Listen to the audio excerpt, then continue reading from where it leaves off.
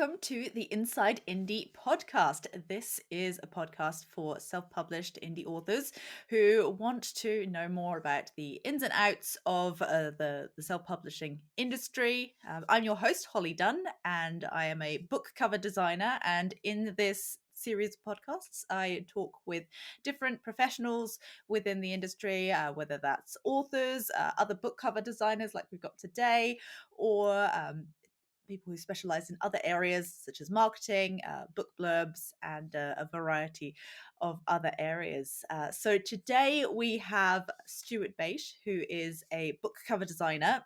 He's based out of the UK, and he works almost exclusively with indie authors these days. He has a lot of experience working in-house as a designer and art director, as we'll get into in the interview. And he's sort of transitioned more into the indie space, working with individual authors. And in this interview, we're going to talk about his experience and the differences between the two worlds of trad and self-published, and a bit about his work and how he works with authors.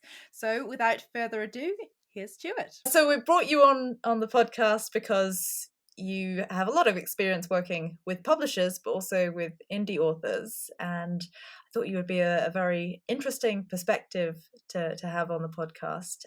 Do you want to just tell us a little bit about your business, Books Covered, or maybe by the time this comes out, it'll be Stuart BACHE Design officially? Yeah, that's now. correct. Yeah. So my name's Stuart BACHE. I've been working in publishing or as a book cover designer for probably almost 20 years now. I worked in trad initially, and I did for about 10 years. So I started off at Hodder and Stoughton as a junior. I then was a senior at Puffin Books, so I did children's books for a short time. I had a stint in freelance for a short time. Actually, a short time, it was about 4 years. And then I became a senior and then managing designer at HarperCollins in the UK. And then I was an art director at One World. And then it was just a sort of this convening of, all the planets aligned. And I just happened to leave my job at the same time as Mark Dawson, who's one of my clients and friends who I've been working with for years. Even when I was in trad, I was working with him on his books. And he started off his course. It was the first time he started his course. I think it was 2016 time. And I was leaving my job because I was getting a bit sick of London, and I was working long hours and the pay wasn't particularly good. And I just wanted to have a bit more freedom. So he was starting his course, and I also started talking to, they were called Ipso Books at the time. I think they're called Agora now, but they were and are part of...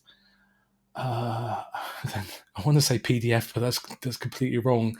Part of PFD, which is a literary agency in the UK, and they had lots of authors, mostly vintage crime, and so all of these things all happened at the same time. I signed a contract with them as a freelancer to work on their list, so I had a continuous income. And then at the same time, I worked. I had a small part in Mark Dawson's initial course to talk about cover design, and also I was one of the bonuses to work with me with the course. So I started working more and more with indie authors from the course and with PFD, or Ipso Books at the time. So I sort of built from there, really. So that's kind of a very short version of the history of how I got to where I am today. Yeah, and I think you were still at One World when you were doing those YouTube videos. That's where I came across your work. That's right. Yeah, that's right. I only did a handful. I really wanted to do something different. I was quite a shy guy, I think. in some respects. I'm very big at I'm good at doing the big things. So I was really good at saying I'm not. I don't like this job, or I'm not happy here, so I've got to do something different. And I'd push myself, or I push myself in my job to try and to do the best I possibly could. And I just wanted to try something completely different. So I did a handful of the sort of YouTube stuff just to kind of. I remember the first one. You can see that my chest is red and my neck's all red because I'm so Oh, nervous about. yeah. It's not really public talking or speaking at all because you're doing it in your own living room, But It's so um, weird. but it can be, but I got used to it and actually it really helped. But it was at the time actually that I started at One World. Just before I started doing these because I only worked 4 days a week and I had Fridays off. So I thought, well, Friday would be cool to do something for myself. I could do some freelance work and I can do something like this, which will really push me and test me and all that kind of stuff. But the amount of work I was required to do was at One World was astronomical. And at the time, I believe they've changed it since. But at the time, I was required to do all of it myself and not to commission and Oh, to wow. cut budgets and all that kind of stuff. And it was just too intense. So I was actually then on the Fridays, which was my day off, I was actually working practically for free.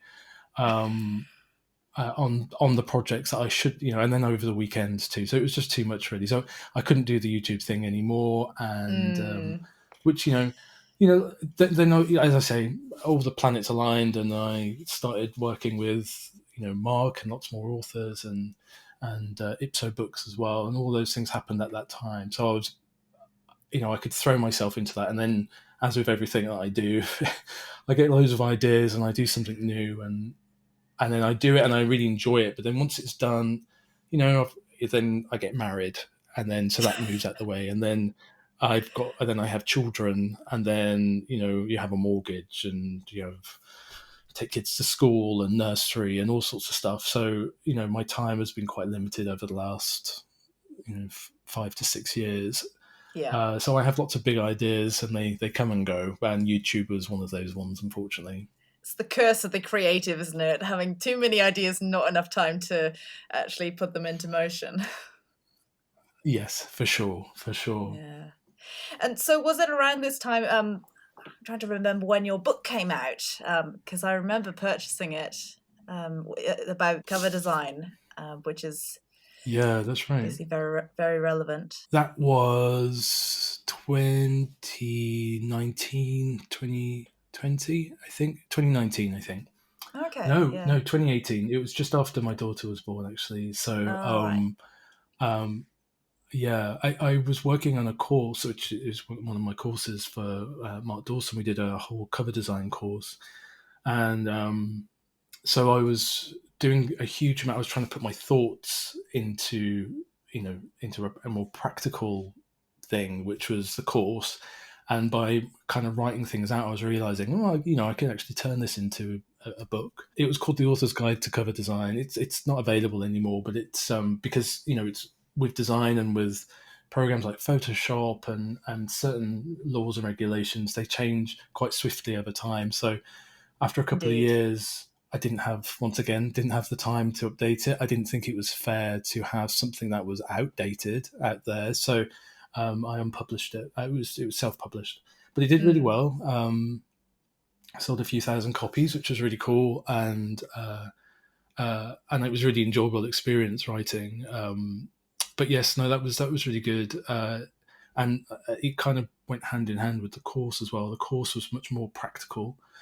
And the courses was fun to do. It's a bit more about theory, so I explain. I don't really say right. This is because book cover design is it's not like a one size fits all kind of thing. It's Mm. so the theory is more important. And to be honest with you, it wasn't.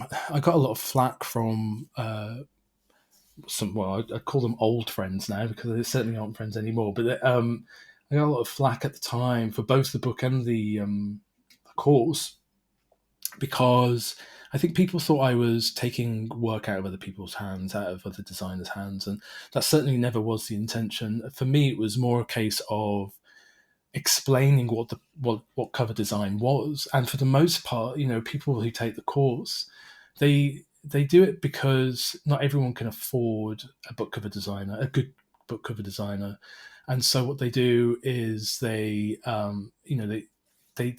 able to put together their initial concepts themselves, and to start their on a lower budget, and to start their career off with the idea that at some point they'll have a bit more money in their budget to actually afford to hire a cover designer. But also there's a huge amount in there that actually is about how to brief a designer, how to talk to a designer, what to expect from a designer, how to give good feedback. That was both in the book and is in the course, because the course is still live. And those things I thought they were really important. So it wasn't about me, because there's certainly nothing in there. If you're not a designer or haven't got the ability to design, the course, or if you're not creative, the course and the book were certainly not for you to suddenly learn overnight and then go out there and become a cover designer. It was more a case of, if you can do it yourself, you can, these are some tips. And it's still, you're not going to learn overnight. It's got a huge amount of, you still need a huge amount of experience. You need a lot of time. If you could do it overnight, well, that would be, there would be a lot more people doing it, for one thing. And looking back at my career and going, oh, this could have all happened just from reading Stuart's book. Yeah, exactly. I mean, that's what I really like about what you do, is that you're not sort of gatekeeping the information. It's not like, oh, these are all the designer secrets. and you really are out there sharing with people how to at least get started with the book cover. And I actually think that in doing that, in explaining the process, and this is something I've found as well through doing my YouTube videos, it helps people to appreciate how valuable design is for book covers. Because if you have more of an understanding of what goes on behind the scenes, then it's less of a sort of, it seems like less of a magic trick and more like something that takes a lot of time and skill and practice to get right. That's absolutely right. That's correct. Yeah, it's I think that's the trouble with lots of design, and how people see design anyway. I think it's not something that people even really think about. When I was choosing design, as I did it at college as well as at university, but when I was making those decisions, I don't think anyone I knew in my life, parents to even friends, really understood design or knew what it was. And I think a lot of people think it's sort of akin to media studies, which I actually think is a good course to take. It's a very good overall course, and so I think they can be sort of thought of as wishy-washy, artistic maybe, but design, as you know, is part of almost every single aspect of our lives. I always call myself a sales-led designer. It's not what I did it's not what I thought of myself as when I first started my career, but when you first start, you want to be you just want to be known. You just want to think, well, I'm a designer and I want people to know that I'm really good at what I do, and I want to work on great projects with great authors. Or I used to work in branding, and you'd want to work with big brands and come up with cool things. And that's not how it works at all, and it's a lot of hard work. It's a job where lots of people start and finish, or they can't get their way in because there's a finite amount of jobs out there. And the more of a niche you're in, the fewer the jobs there are. So book cover design is a handful. You rarely ever see a job going up for in trad publishing anyway. Anyway, I call myself a sales-led designer, and that's because what I've learned over the years is what's most important, I think anyway, in book cover design and in lots of design in general, is sales. So it's great to have a beautiful looking book cover, and it's great to have a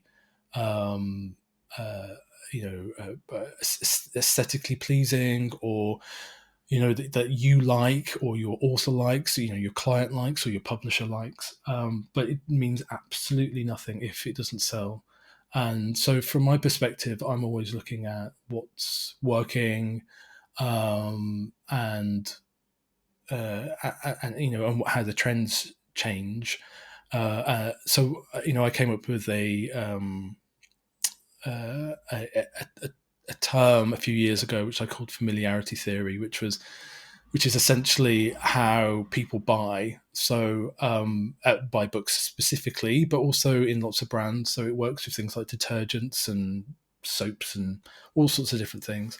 But it's essentially when you go to a bookshop or you're browsing on Amazon, you're never really looking there. It's not like you're looking at clothes where you're like going through a rack and you like pick it up and that you've got a specific type that or you might not know what you really want that day. You're just going out to have a browse. That's not how you really you look. You were looking for something specific when you're looking for a book, and that tends to be the genre that you like. It can be what you enjoy reading, or what maybe someone's recommended to you, all that sort of thing, and all of those influence what you're going to buy and what you're going to read.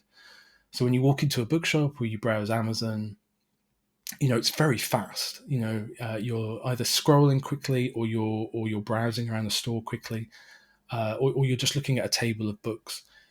So what people want to do is, because there's so much information there, you want to simplify it as much as you can. And one of those ways of doing that is by finding familiar tropes.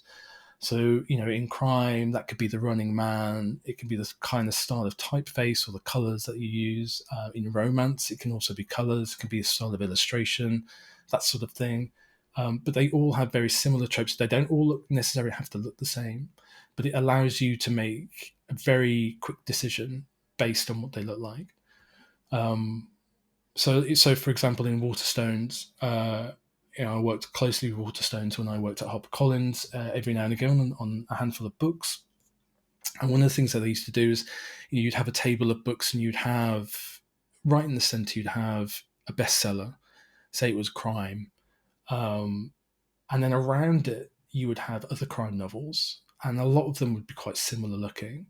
And that was basically to say, that one that people know is going to grab your attention, and then these are the ones that you might like. That's kind of what familiarity theory is. It's not about copying.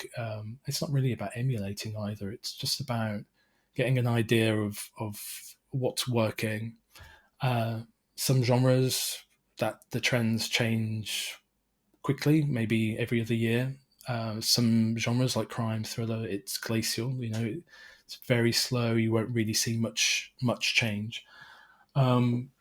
So yeah, it's for me. It's always between. I think for me, it's a lot of clients.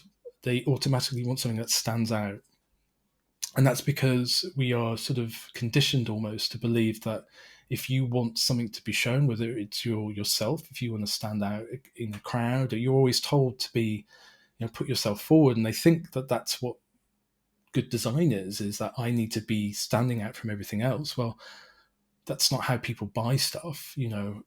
Just because something has a bright color with that looks completely different from anything else you've ever picked up, if it doesn't really fit in with that genre, it's very rare that it actually works out for you. So that's what I mean by being sales led.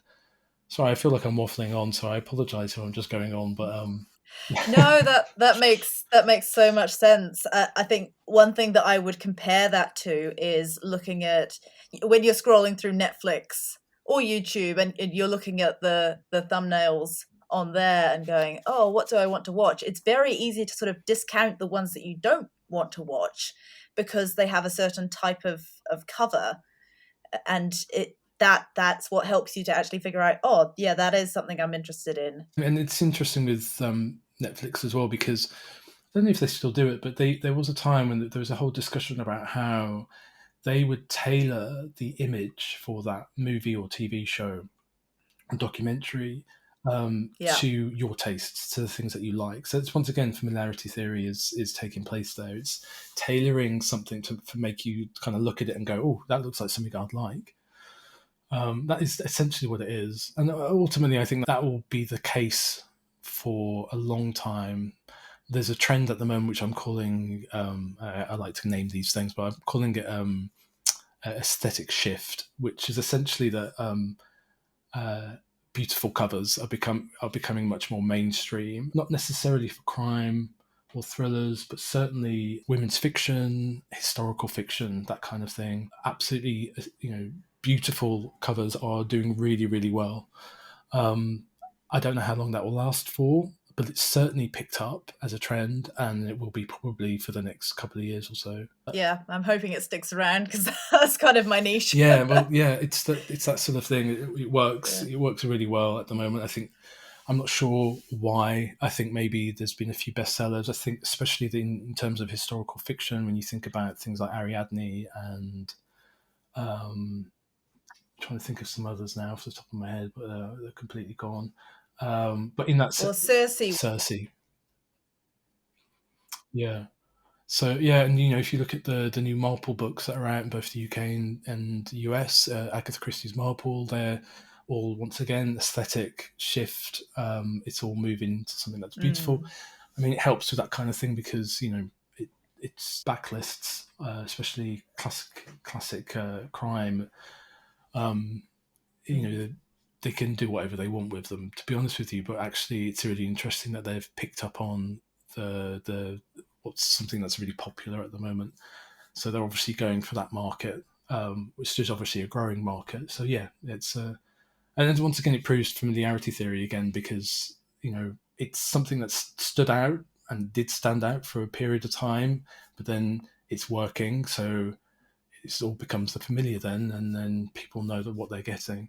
I heard the other day somebody saying that often book design trends will go, like something will start out in YA and then it'll start bleeding more into adult fiction as well. And I kind of thought about that and went, oh, yeah, I guess that is kind of true.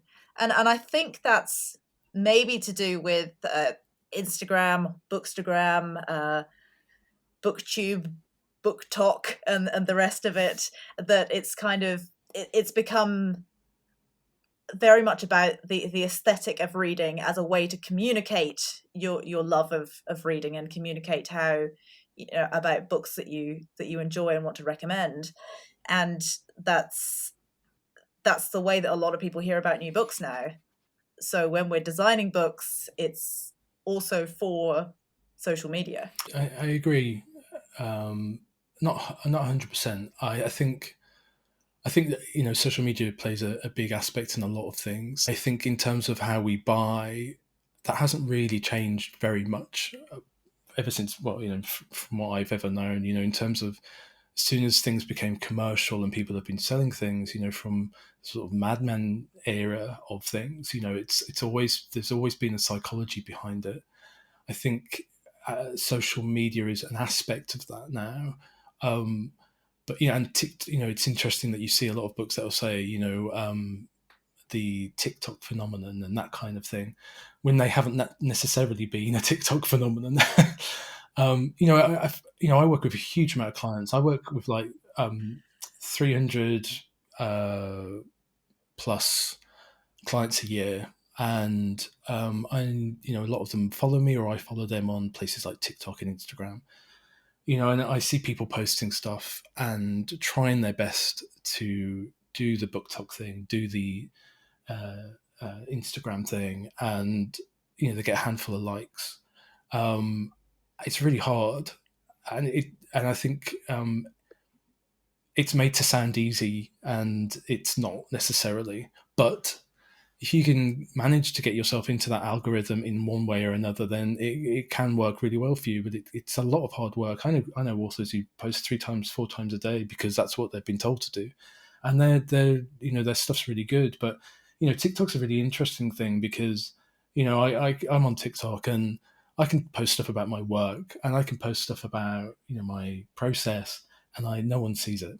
Like maybe 50 to 100 people might see it, and hardly anyone will like it. I do a trend with one of my kids, from that's popular, and I get a few thousand likes, and it drives me crazy.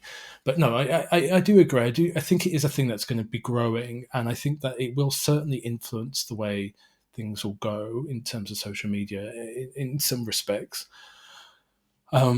Things change so much, and social media is not as big as it was even 5 years ago. The next generation, I'm a millennial, old millennial, but I'm a millennial just about. Um, the Gen Z or Gen Z or whatever they're called, hardly any of them are on Facebook, and that's really interesting because they are going to be the ones replacing us on those social media platforms. And a huge amount of marketing that does really well for books is Facebook. But what do you do then when it's for a younger crowd? If they're not going to be on there, so then you do have to go to places like TikTok and Instagram, and one day they'll all go the way of MySpace and that kind of thing. I'm not on Twitter anymore for various reasons, but I don't find it to be. It's never been very good for books, but people are still on there posting away, talking about their books. Yeah, it's a really hard area to be. I mean, personally, the only thing that's ever really worked for any of my clients is learning and understanding Amazon and Facebook advertising. It's pretty much the only thing that's really worked and has really changed the lives of some of my bigger clients. Yeah, I've seen it work well for different genres. I think if you have the right kind of niche and the right kind of book, and you can find the right kind of people on TikTok, on Instagram. I mean, I don't know much about TikTok myself. There are ways of doing it, but yeah, it doesn't sure. seem to be something that you can kind of.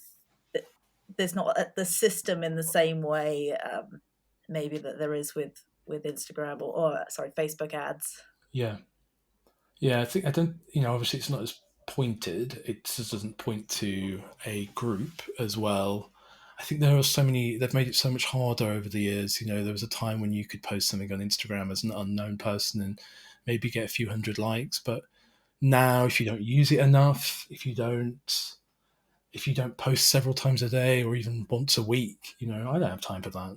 It's just not for me anymore, unfortunately. I'm talking with somebody in a couple of weeks' time specifically about Instagram and TikTok marketing, and she's done very well with that whole world. So it'll be interesting to see what her perspective is on that. Yeah, if you can do it and you have the time to do it, you can do very well. To take a bit of a pivot, you've done the whole working with publishers thing, and do you still do some work with publishers as well?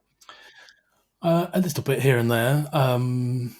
Usually in the US, it pays a bit better, but the process is in trad is excruciating sometimes, and it's far too many people involved, and there's some fantastic designers, fantastic art directors that I've worked with.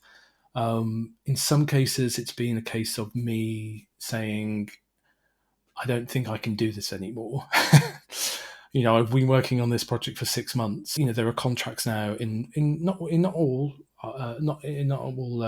trad publishers, but there are contracts in some that state that if they cancel your project after initial concepts are sent, you will get 25% of what the original cost would be. So what your fee was going to be. You might only get a couple of £100, and you've been working on a project for 6 months because technically you've only sent through initial concepts. And then they might say, well, you get another 25% if you've gone to the second stage, and we're kind of getting down. To me, that's 100%. If I've gone past an initial concept stage and you've agreed on a concept and then we've developed it from that point, that is no longer initial concept stage. That is full concept stage. We're just defining what that final project will look like. I just disagree with that.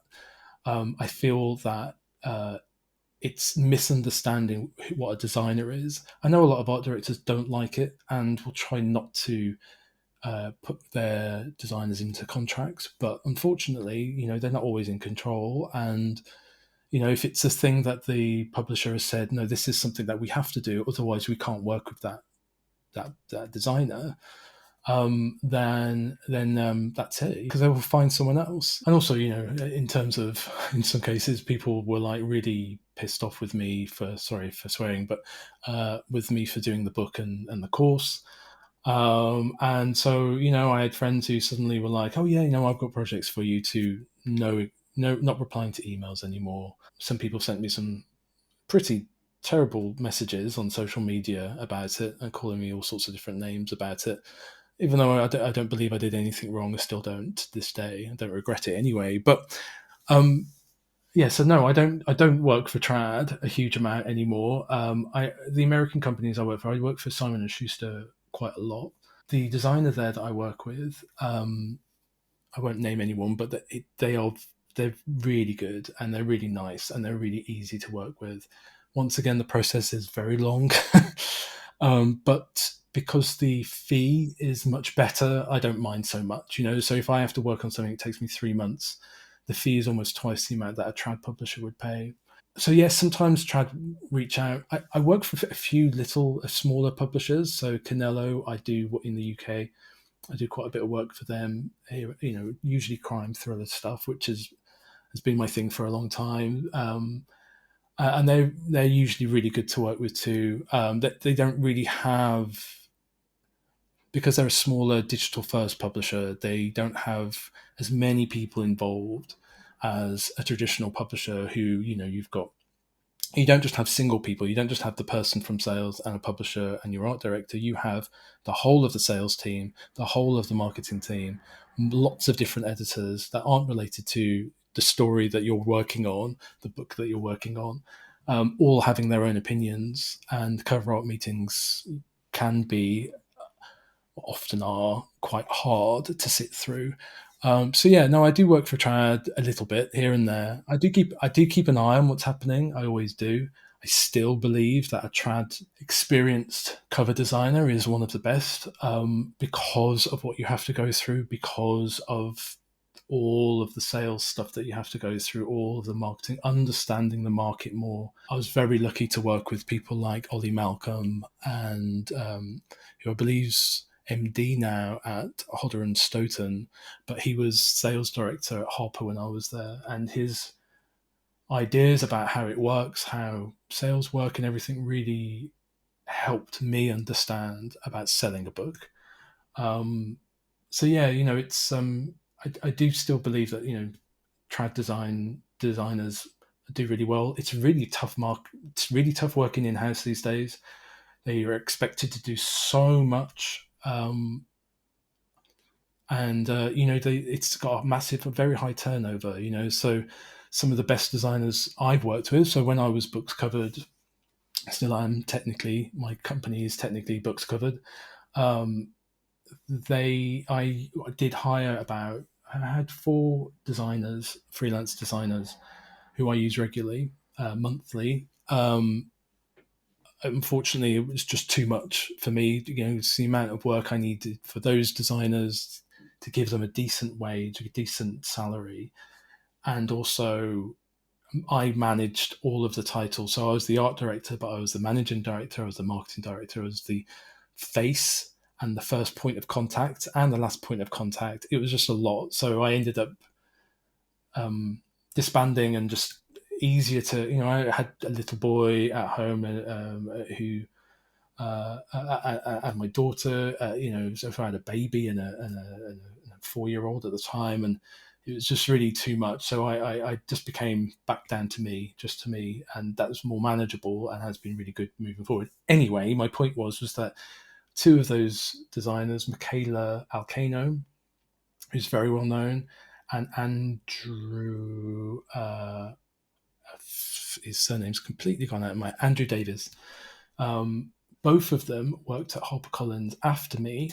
Both were middleweight to senior designers, and both of them have gone freelance since.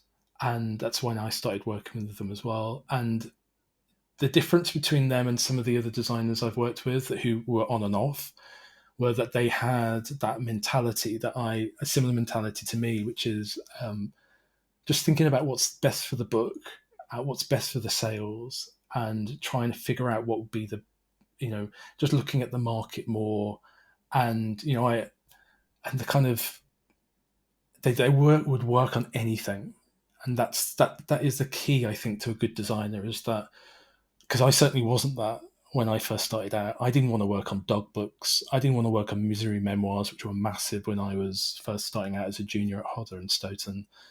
I didn't want to work on that. I wanted to work on Stephen King. I wanted to work on, big named authors, but I had no experience. And it was only when I got a big kick up the bum to say, do you actually want to work here? Because you don't seem very happy, or, and you're not really producing much, that I was like, oh, okay, I've got to do something about this. And do you know what? Actually, my attitude changed when, a bunch of us lost our jobs. I had to leave Puffin, and it was a recession, and people were getting, losing their jobs, and I had to go freelance. And I suddenly realized I have to accept anything and everything that comes my way, and I appreciated it then. I lost that ego of wanting to do only things that were cool. And within a year, I was working on Stephen King and John le Carre and stuff, because I became amenable. I was a good, I would say there's a bit of a spectrum when it comes to what a good designer is, and sort of one end of it is ego, which we all have, and then on the other side is what we used to call a Mac monkey, which is you just do what you're told. And actually, a good designer is somewhere in the middle, and it's someone who has enough ego to say, no, actually, this is a good idea, and I think if we push this direction, it'd be really good. But at the same time, accepting that, you are still working for a client, and you've got to do something that they're happy with. And actually, if they're going to say, I want to do this, I don't care what you say or what you think, just do it. And if it doesn't work, that's on them. And it's not on you anymore, and you've made the salary, and you can move on, and you can choose whether you work with them again or not. So I do think that there's a sort of balance. It's balance is part of life, isn't it? It's finding what works. And I do think that is the best balance. Yeah, my next question then is, what's the difference, like, when you're working with indie authors compared to trad? What are the differences that you've found, and why do you enjoy working with indie authors? There's a certain level of control. They're coming to you for experience and expertise, and so that's already part of the deal for the most part. That's part of the deal, so they're coming to you for that. So they're more open. It's less, and also you can help them with their brief, and you can be part of the whole experience. And so you're taking their initial brief. You might suggest other things. You might say we might go this direction, but on the whole, it's a better, like, more, because there's fewer people involved too. It's a more one-on-one experience. It's a more it's faster. When you finish a project, you get paid usually within a few days. In trad, it's 30 days plus sometimes. Tell me about it. And yeah, exactly. I sometimes have bad experiences, but I do believe that's because I've built a name for myself over the last, as a freelancer, especially for indies, over the last 8 years. And so I get a good big, large influx of clients come through. So, there are months that go by, and I've enjoyed every project, and I've had a good relationship with those authors, those clients. And then and then occasionally, maybe once or twice, I might get someone who's really difficult to work with, who, and I now feel like I actually know them from the initial email. For the most part, it's so much easier to work with an author one-on-one than it is. I don't know how you feel about it, how the differences that you've seen, but I definitely feel like it's a more positive experience overall. I think it's just that bit more personal, because it's their book baby, it's their story that they've spent so many months or years working on, and then Yeah. you're sort of there at the end to help them along, to get it into the hands of the right people who will love to read it. You don't get that in trad. You don't get to work with the author directly. No. Yeah, I guess I mean, you really don't really, and sometimes the author doesn't really get a chance to have a say on the cover, which is, is a good thing and a bad thing. Um, Ultimately, the thing that I can get frustrated over the most is that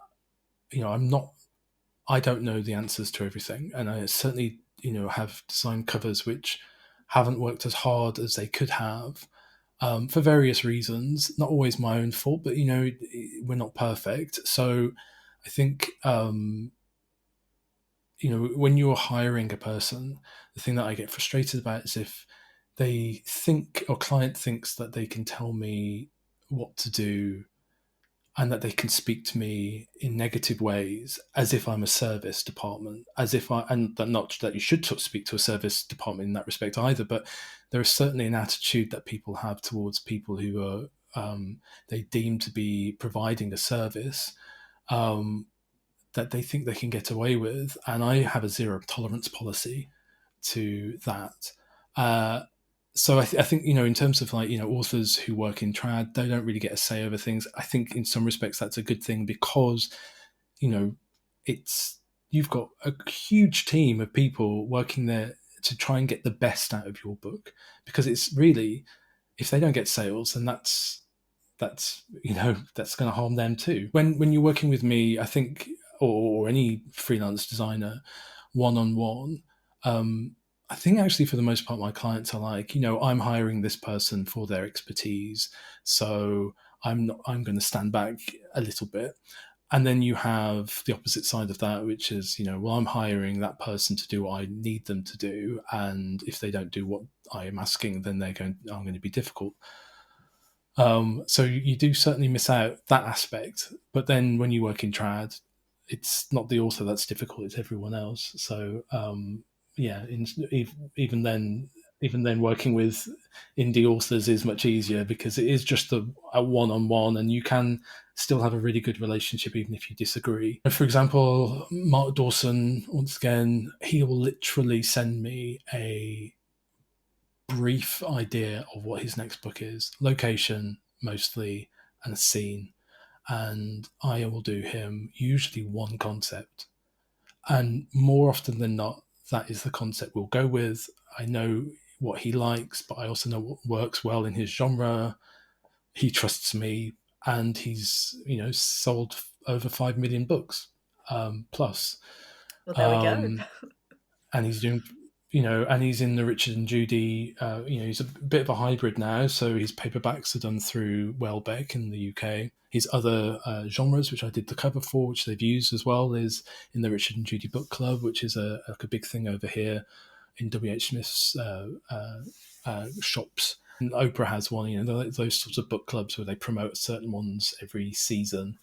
Anyway, so he's doing really well, obviously. But the hardest briefs that I've worked on, the hardest projects, are where there's just so much information, so much, it's oversaturated, so and too much direction, that kind of thing. It's really difficult to kind of unravel all of that and say, well, actually, I think will work better. But I still do it. I still go, well, actually, I think this will work better. And 9 times out of 10, they'll go, actually, no, that's better than the idea I had in my head. So let's go with that way. Go that direction. Yeah, sometimes you do get authors who want everything in the kitchen sink on the cover, and you have to go, well, we might have to just pick a few things. Yeah, exactly. Yeah. I always think of it as they have a perfect image of what their cover will look like in their head. And that's impossible for a designer to interpret, no matter how much you write it down. So for me, the biggest plus in a brief is visuals, so comparative covers mostly, because as a designer, I think visually, I would rather you show me 3 or 4, maybe more covers of people who are working, other authors who are successful in your genre. They don't have to be in the top 10 bestsellers lists or anything, but they're just people who are consistently good and doing well. And then that means that we're on the same sheet essentially. So I know that that's what I'm going to work to a degree, and and I know that that's what you're thinking of, and that helps visualize your idea and allows me to produce something that's going to be closer to what I think works, but also what will work best for your genre. And I think that's the best way, kind of, I've often found to get onto a sort of balanced relationship with my clients, is to get that out first, get that comparative, those comparative covers out first. Do you find sometimes it's difficult to actually find those comparative covers? Because the thing with indie authors sometimes is they'll go, oh well, it's a bit like this and it's a bit like this, but the mood board that you end up with is sort of all over the place, and it's hard to kind of pin it down. Like, oh, is it crime fiction or is the romance more important? Like, what's the sort of core of this book, and how do we define that? Yeah, for sure. I often get asked that, actually. It's a mix of genres. Like, how do I show all of that on a cover? Well, for me, I always say you pick what the main genre is. That's the most important aspect. So if it is a thriller, then it has to have those thriller tropes. If it also has a strong romance element to it, then there are ways of depicting that on the cover if you want to, if it's really necessary. But I think the ones that people often find the most difficult to try and figure out are when it's like a sci-fi romance or a sci-fi uh, thriller, or it's usually ones that just feel like they're so separate. But actually, like, once again, I just say, well, what's working? What is the main genre? Let's have a look at that first, and then we can maybe work something in.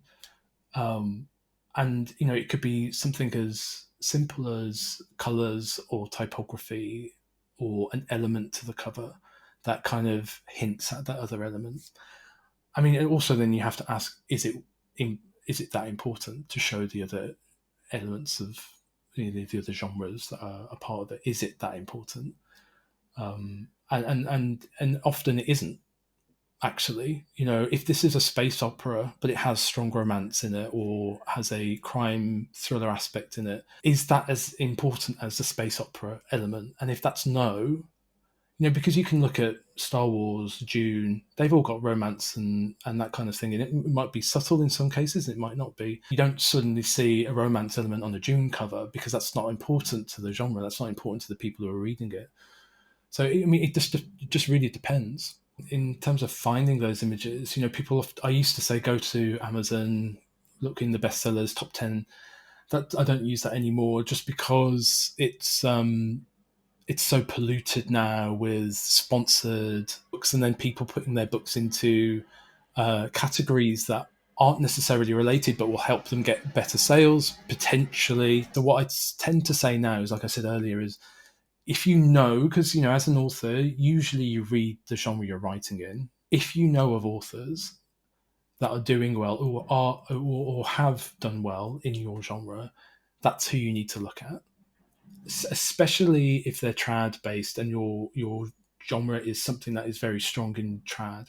If your genre is something that's more indie based and is focused on an indie, people who read more indie books, then that you kind of need to look at those authors, because they might not have this. They can be quite separate to where trad readers shop. So it can sound a bit complicated, but it's just about figuring things out. And I often find that looking at specific authors is so much easier than just looking at a bestsellers list, because it can show you so many different covers and styles, and it can be really confusing these days. And with some authors as well, you're looking over the course of a career, and you can see the way the covers have changed.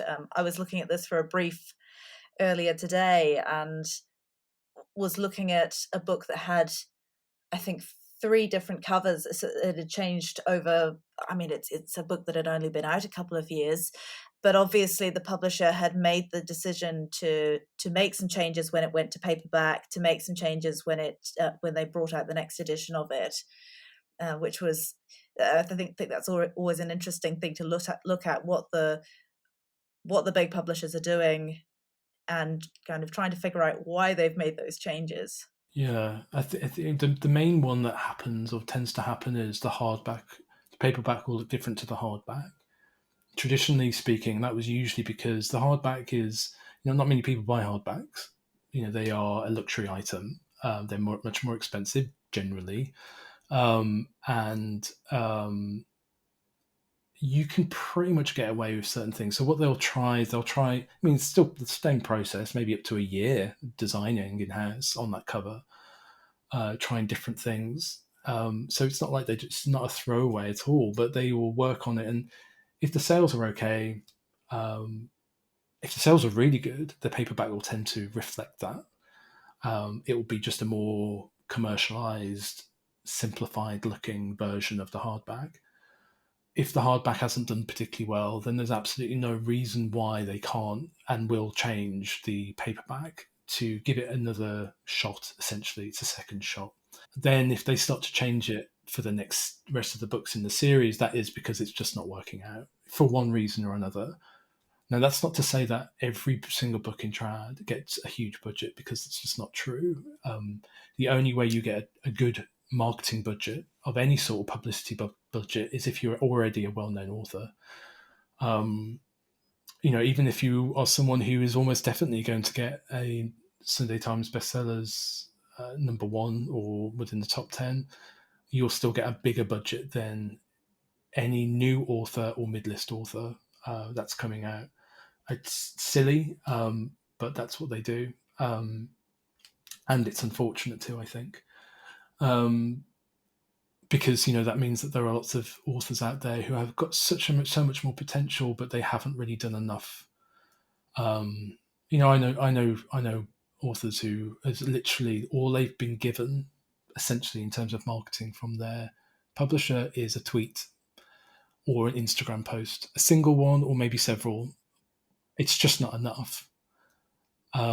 Because their budgets are low, and it's how are you expecting them to? I think a lot of them. I mean, one thing that what's great about indie authors is that they know that they have to do it themselves. They know that they have to put that work in. They know they have to do all of that. That's not some, and I think what the expectation is for people who go to be trad published or are trad published is that that's going to be done for them.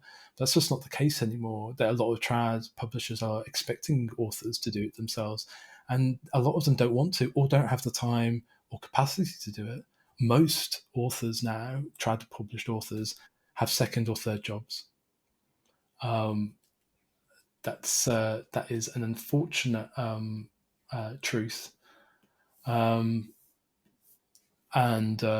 quite sad as well. And whereas indie authors, it's still really hard. It's not an easy. Just because you're going indie doesn't mean that you're just going to, make loads of money overnight. It's still a process. It's still really hard. You obviously don't have the access to all of these deals that publishing.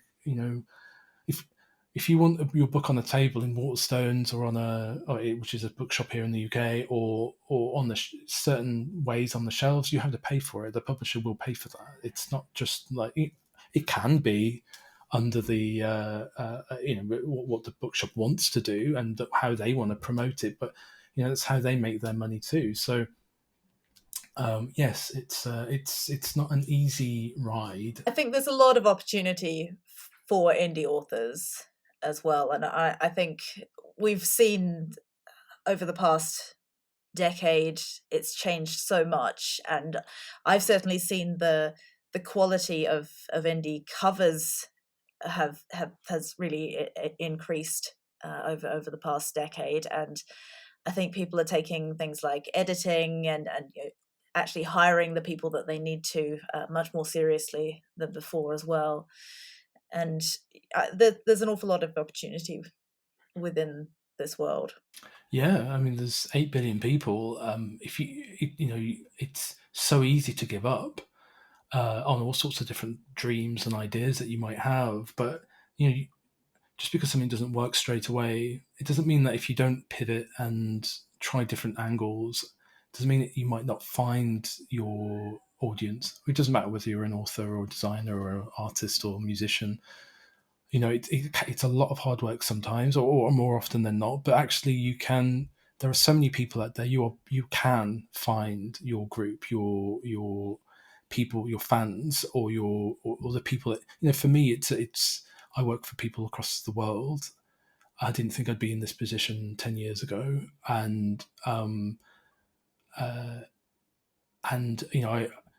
people say that I'm really lucky, and in some respects I am, but I've worked hard, and lots of people work hard. I just feel like what I've learned from it is that I certainly don't take it for granted at all.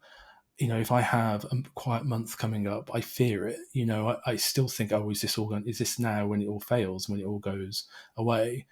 But I change tactics and I try something else, and that's always worked for me. And it's about, there's so many people out there. You will be able to find them if you want to, doing things like this, doing podcasts, doing interviews, writing something, or trying out social media in different ways. All those sorts of things are really beneficial for authors and designers, and not anyone really.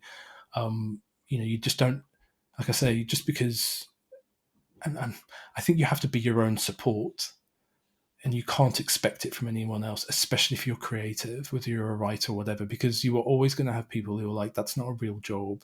And so therefore, and even if they think, what you do is nice, they're not going to be as supportive as you need them to be. So you have to learn to be your own support, to be your own foundation, to not to big yourself up. And it's not about ego. It's about just pushing yourself to find the best route. And if one route doesn't work so well for you, then you can try a new one, or just a different tactic. I can hear my son. Sorry, he's having a nice time. But yes, anyway, it's possible. Indie authors taking it into their own hands are doing and trying all sorts of different routes. The one thing I was going to say before, actually, a good thing about being an indie author is that if it's not working for you, your book's not working for you, you can rewrite that book, or you can have a new editor look at it, or you can have a new cover designed. You can try different marketing tactics. That is something you cannot do in trad.